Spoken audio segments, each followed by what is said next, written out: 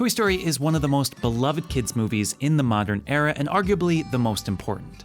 Not only was it the first full-length computer-generated movie paving the way for 3 decades of artistic masterpieces from a little upstart company called Pixar, it also changed the way that we tell stories to children. And if we're paying attention, it has a lot to teach adults as well. Think about the typical children's story that you know. Often the simplest of story structures, there's a hero, a protagonist usually near perfect in physical attraction, morals, and reputation, and a villain, the exact opposite. They're out to hurt people, have physical defects, and are ostracized by the community. In almost every case, the story is the same. The villain does something evil, causing the hero to rise up, vanquish them, and return order to the world. This is Aladdin, The Lion King, The Little Mermaid, Robin Hood, Sleeping Beauty, 101 Dalmatians, Snow White, An American Tail, Space Jam, Ferngully, Mulan. You get the picture. On the one hand, there's nothing inherently wrong with this type of story, especially for kids. In teaching right from wrong, it's helpful to paint things in clear black and white terms, to show examples of overcoming adversity, to teach kids that there is truly evil in the world, but that shouldn't stop us from doing good and becoming heroes. And if we sing a catchy song along the way, so be it. But this is not the only type of story to tell, and is certainly not the one that best reflects the ordinary issues we face in the world. When was the last time you went up against someone trying to take over the world, or met someone who was pure evil from head to toe? Most importantly, are you really the perfect hero of every story, needing nothing more than to vanquish your enemies? I think not. Toy Story represents a completely different way of telling a children's story.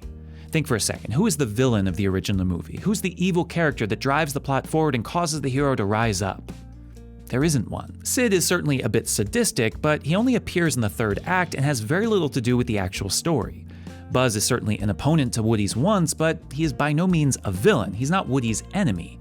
He challenges Woody's place as top toy, but he's also completely unaware of his effect on Woody, and maybe, most importantly, he's the very catalyst for Woody to get what he needs. For what does Woody really need? What is the central driving arc of the story? It's not to vanquish an enemy or vindicate himself as the best toy. It's to find humility.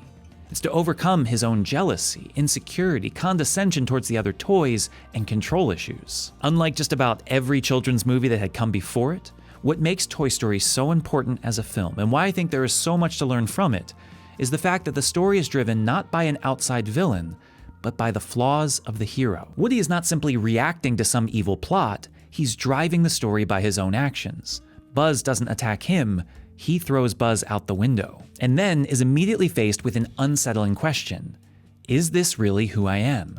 Am I the bad guy? From this point on, the story has nothing to do with Buzz or Sid or even Andy, and everything to do with Woody's internal struggle to see himself for who he really is, and either to atone for his sins, changing his ways, or to deny his fault and slip deeper into narcissism. Now, how many times have you encountered that story in your life?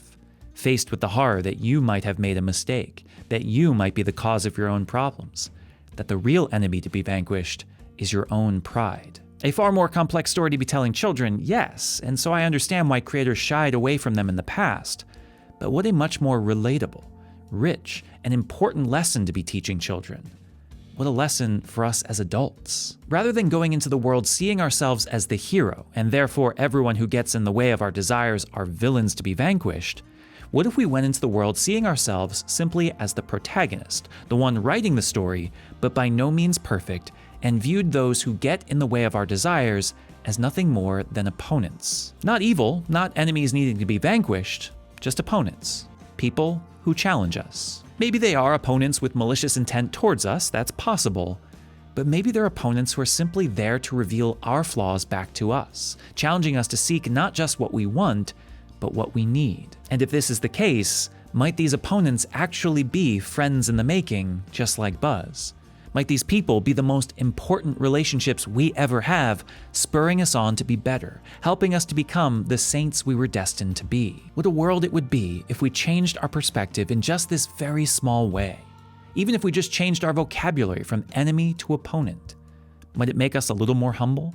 Might we be open to people who are different from us, who stand for the things that we disagree with? I can almost guarantee you that you are not living in the story of Aladdin. You are not up against Ursula, or Scar, or some evil cat pretending to be a mouse in order to eradicate your entire race. Those are stories we tell children, but rarely face ourselves. For most of us, we are perpetually living in Toy Story. forced to grapple with the needs of our own conversion. And so I wonder, who then are the opponents in your life? The buzzes that help you see your flaws and how you need to change.